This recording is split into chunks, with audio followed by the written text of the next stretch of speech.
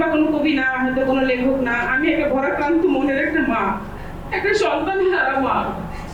আমার বেশি কিছু বলার নাই, শুধু আমার সন্তানের স্বপ্ন ছিল সে দেশের জন্য সে সেবা করবে, সে কখনো সেনাবাহিনীতে যোগ দেবে।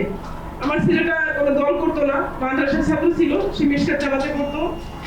শহীদ মোহাম্মদ সাইদুল ইসলাম ইয়াসিন যখন আন্দোলনে যায়, তখন আমি বারবার যখন নিষেধ করি, তোমার আব্বু আমাকে ডাকাডাকি করে, তুমি কেন বাইরে যাও, তুমি ক্লাসের কথা বলে কেন আন্দোলনে যাও, কারণ আমি তো চাই না, তুমি তো যাও, তোমার তো ছবি আমি পাইছি, তোমার বন্ধুদের ছবি যখন দেখছে, তোমার আব্বু দোকানে বসে সেখানে তোমাকে দেখছে, তুমি তো লম্বা মানুষ, 5 ফিট 11 ইঞ্চি, তুমি কি পালায় থাকতে পারো?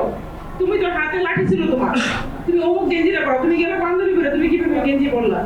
কারণ গেঞ্জি তো বান্ধবীর ভিতরেই থাকে, তুমি সেটা কোথায় রাখছো? আমি ক্লাসে রেখে আসছি, কেন তুমি ওখানে যাও? তো মা, আমাদের মতো ছাত্ররা যারা আছি, তারা যদি দেশের জন্য না নামে মা, তাহলে এই যে দেখো মন দিলে মানুষ কথা বলতে পারে না, বাকরুদ্ধ করে আছে সবাই। এই দেখো পাখির মতো করে মা আউটসাইড ভাইকে মারছে, মুগ্ধ ভাইরে মারছে, মা আমরা কি ঘরে বসে থাকতে পারি? সেনাবাহিনীতে যোগ দিবে, সে দেশকে ভালোবেসে দেশের জন্য সে সারাটা জুলাই এবং আগস্টে সে অন্তর্ভুক্ত থাকলো সেই আন্দোলনে। কিন্তু আমার বাবা স্বাধীন দেশের মধ্যে স্বাধীনভাবে বাঁচতে পারবো না। কিন্তু আমার একটাই আবেদন সবার কাছে, যে আমার সন্তান যে চলে গেল, এইভাবে অন্যায়ভাবে তারা মারলো, এটার বিচার কি আমরা পাবো না? অবশ্যই বিচার হচ্ছে, বলেন আসলে কি বিচার হচ্ছে? 7 মাসে তো সবাই ঘুমায় করতেছে, নতুন দল পাওয়ার জন্য মানুষ এখন হাহাকার করতেছে, কেন ভোট হচ্ছে না সেই জন্য বাড়াবাড়ি করতেছে, কিন্তু বিচারটা যে হচ্ছে না সেই জন্য কোনো কারো দরদ নাই। আমাদেরকে সিম্পিতে দেখাইতেছে জাস্ট। আসলে কি আমাদের নিয়ে কি ভাবতেছে?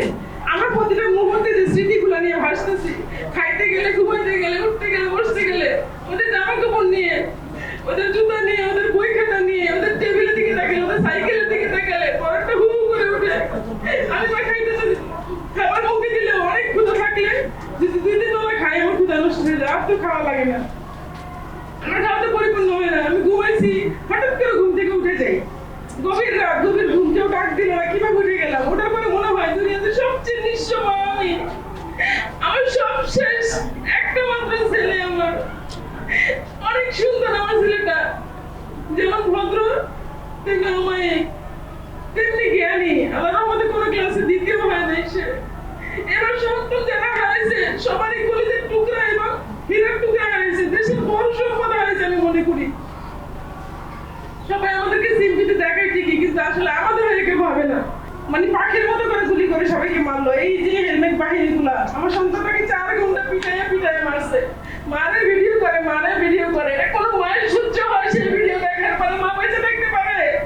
আমি তো বাইচে আছি সবার সামনে, অথচ সেই সন্ত্রাসীরা এখন রাস্তায় হাতে, তাদেরকে কোনো গ্রুপ মানে তাদের ধরে টানতেছে, না হলে নাই করলাম, আমাদের তো বাঁচতে হবে, আমার আরেকটা সন্তান আছে, আমাদের তো বাঁচতে হবে, এলাকাতে আমরা থাকতে পারি না। 2-3টা ভাষা বলেছি, মোরা এক বৃন্তে 2টি কুসুম, হিন্দু মুসলমান, মুসলিম তার নয় মুনি, হিন্দু তাহার প্রাণ।